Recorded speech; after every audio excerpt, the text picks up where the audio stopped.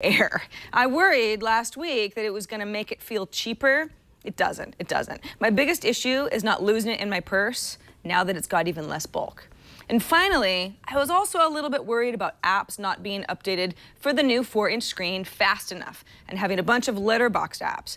Now, obviously, we're still in transition, but most of the apps that I'm using on a daily basis are already updated. I would say about half of those are good to go, with App Store updates rolling in several times a day, so I don't think there's any need to panic on that one. Now, I've heard, and you have too, from more than a few folks, that these anodized cases are really fragile, and nicks and scratches are appearing way too easily, particularly on the black models, but also on the whites. I know this is going to happen. Hey, phones get scratched up, but it sounds a little beyond normal wear and tear to me. So let's see how my phone looks after being tossed in and out of handbags alongside a set of keys for about a month. In short, I really do love this phone so far. If you have one, do you love yours? Is there anything really bugging you that we haven't covered? If so, write us at i5@twit.tv and get it off your chest. Number 2, the last thing I would ever do is abandon all you iPhone users who haven't upgraded to the iPhone 5 yet. So let's switch back to my iPhone 4S to talk a little bit about iOS 6, which we all got last week, except if you're an iPhone 3G user. I'm sorry about that. By far the #1 talking point, the new Maps app. No more Google data here. This is Apple's first attempt at a Google Maps competitor. Depending on who you talk to, it's either better, or it's just as good, or it's really terrible when it comes to accurately finding what you're looking for. My biggest complaint so far, losing Street View. I love Street View. I love that about Google Maps. I have spent hours virtually walking around neighborhoods worldwide via Street View, and now it's gone, and I am sad. By the way, I can still use the web version of Google Maps in Safari, maps.google.com, but I don't get Street View, so it's not good enough. So here is my workaround until Google either offers a standalone Google Maps app or Apple gets a clue. Live Street View. There's a free ad-supported version of this app, but I'm using the ad-free 99-cent app. Anything you can look up on Google Street View, you can look up here. In fact, it's just actually using Google's data. So you search for a particular address, or you can tap on the general area in a map to get the street view. Navigating along a street works. Feels a little bit stuttery, but it works. It's also compass aware, so you can swing around and get a decent virtual tour experience. That's kind of nice. I've noticed a few glitches. For example, if I search for the Twit studio here, it puts me in the alley out back behind the street. But in general, Live Street View does the job of giving me the functionality that Apple so rudely took away. Number 3, Passbook, available for iPhone users in iOS 6. Who's excited? There doesn't really seem to be much fanfare about Passbook. In fact, we got an email from David Hale who said, "Could you please cover on your show why the passport feature in iOS 6 doesn't seem to do anything? Thank you." Well, David, it isn't exactly useless.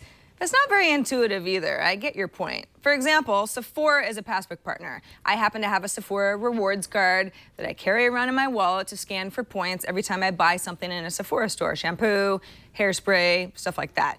Now with Passbook, once I download the Sephora app, which I didn't have downloaded already, I can link it to my account, which will then show up in Passbook, and then I can use this updated information at the checkout counter instead of my dumb little Sephora card, which I can pretty much throw away at this point. If I shop via the Sephora app, my rewards are already updated automatically, so I don't need Passbook. I also downloaded the Fandango and the United Airlines apps because they both integrate with Passbook, and they're also services that I use. But from what I understand, I still have to book movie tickets on my Fandango app or flights on my United Airlines app, and then I can choose to have my ticket sent to Passbook as proof of purchase. So this is very clearly not some sort of a digital wallet solution. It's just an organizer that isn't very exciting unless you happen to be a big rewards card person. I expect it to get better as more companies jump on board. This episode of i5 for the iPhone is brought to you by Audible. Audible.com is the leading provider of audiobooks with more than 100,000 downloadable titles.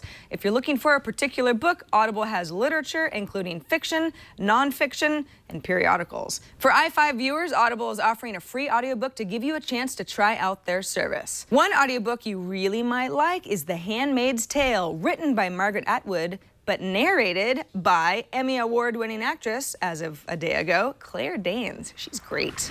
Number 4. If you're already a Dropbox user, you know how convenient it is to access all of your stuff via its iPhone app. If you don't have a Dropbox account, it's one of the best cloud services out there. Any file you save to your Dropbox account lives in the cloud, so you can access your photos, your documents, your videos from Dropbox on your computer, your iPhone, your iPad, or Dropbox's website. Very convenient. In fact, I think I mentioned on a previous episode that I use If This Then That, which is ifttt.com, to copy any photo I upload to Instagram to Dropbox so that I have a cloud backup of all my Instagram photos. Love that. A lot of iPhone apps sync with Dropbox too, so if I'm writing stuff down in a note-taking app like Plain Text, I can sync everything to Dropbox and access those notes later on my iPad or my browser, etc. But that's not all. Dropbox also wants to be more social, doesn't everybody these days? So the latest version adds sharing functionality to both Facebook and Twitter, which I think is great, particularly for photos. With Facebook, I do wish I had the option of uploading into a Dropbox album rather than just posting to my wall with a link back to the photo on Dropbox, which is how it does now, but it's still a nice feature that Dropbox didn't have just a week ago. And it's free for up to 2